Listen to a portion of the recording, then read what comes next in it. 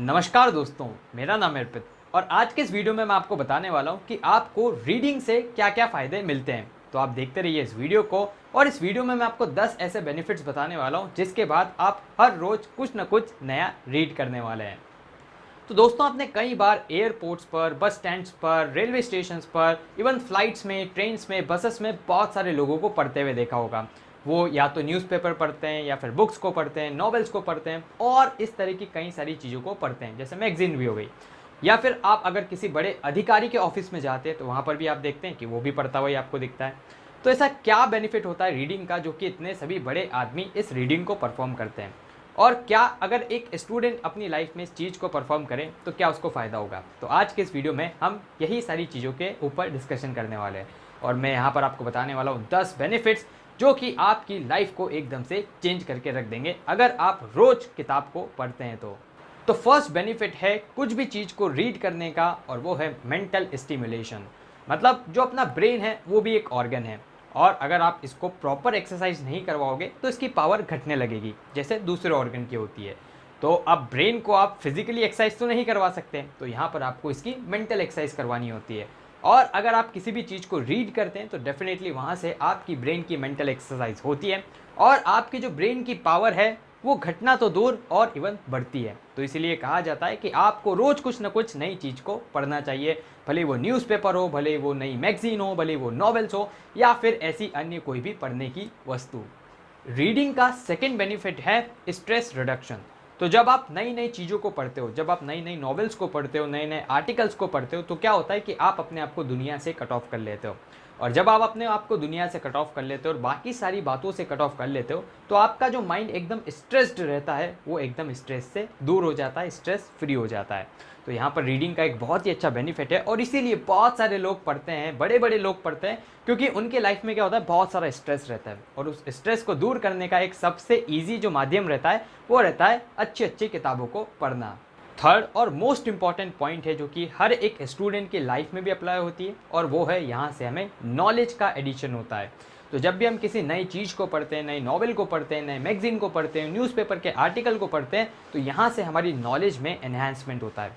और एक बार आप कहीं से भी नॉलेज को गेन कर लेते हो ना तो वो आपकी लाइफ में ज़रूर से कहीं ना कहीं अप्लाई तो होती है।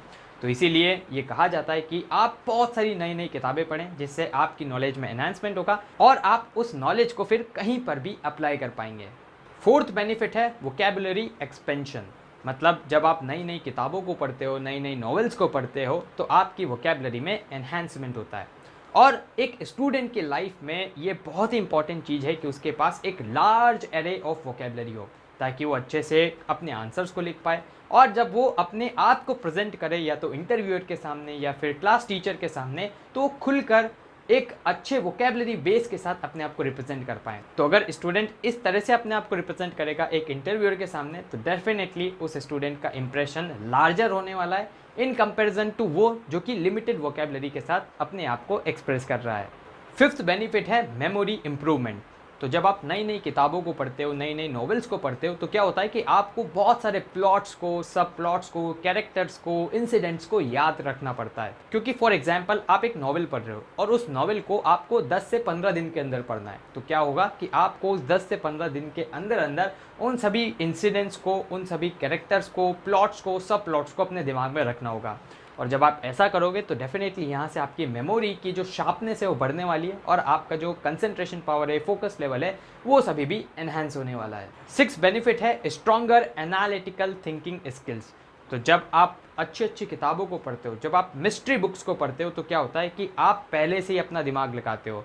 और बहुत सी बार ऐसा होता है ना कि आप बुक पढ़ रहे हो लेकिन बुक पढ़ने से पहले ही आपने उसका कंक्लूजन निकाल लिया। तो आप ऐसा कैसे कर पाते हो कि आपका दिमाग भी साथ साथ में उस चीज़ को एनालिसिस करता रहता है और जब आपका ब्रेन ये चीज़ करता है तो डेफिनेटली यहाँ से आपकी थिंकिंग पावर बढ़ती है, यहाँ से आपकी एनालिटिकल स्किल्स बढ़ती है जिसको आप अपनी लाइफ में कहीं पर भी यूटिलाइज कर पाते हो। सेवंथ बेनिफिट है इम्प्रूव्ड फोकस एंड कंसंट्रेशन। तो जैसा कि हमने आगे वाले पॉइंट्स में डिस्कस किया था कि यहाँ से आपकी मेमोरी बढ़ती है और जब मेमोरी बढ़ती है तो क्या होता है, यहाँ से आपका फोकस भी बढ़ता है और कंसंट्रेशन भी बढ़ता है। और ऐसा इसलिए होता है क्योंकि जब आप किसी भी किताब को पढ़ते हो तो क्या होता है, आप उसमें बहुत ही ज़्यादा फोकस होकर आपको उसको पढ़ना होता है, क्योंकि अगर आप फोकस होकर नहीं पढ़ोगे तो डेफिनेटली वहाँ से आपको कुछ भी समझ में नहीं आने वाला है। तो जब हम फोकस होकर किसी भी चीज़ को पढ़ते हैं तो वहाँ से डेफिनेटली हमारा कंसंट्रेशन पावर भी इंक्रीज होता है। 8th और स्टूडेंट्स के लिए सबसे ज़्यादा इंपॉर्टेंट जो बेनिफिट होता है वो है इम्प्रूव्ड राइटिंग स्किल्स। तो जब आप नई नई किताबों को पढ़ते हो, जब आप न्यूज़पेपर के आर्टिकल्स को पढ़ते हो, जब आप मैगजीन्स पढ़ते हो, तो यहाँ से आपकी वोकैबुलरी में एनहेंसमेंट होता है। जब आपकी वोकैबुलरी बढ़ती है तो आपकी यहाँ से राइटिंग स्किल्स भी बढ़ती है। साथ ही चलो एक तो ये हो गया कि वोकैबुलरी आपकी बढ़ी, लेकिन आपको क्या यहाँ से नए नए थॉट्स आते हैं।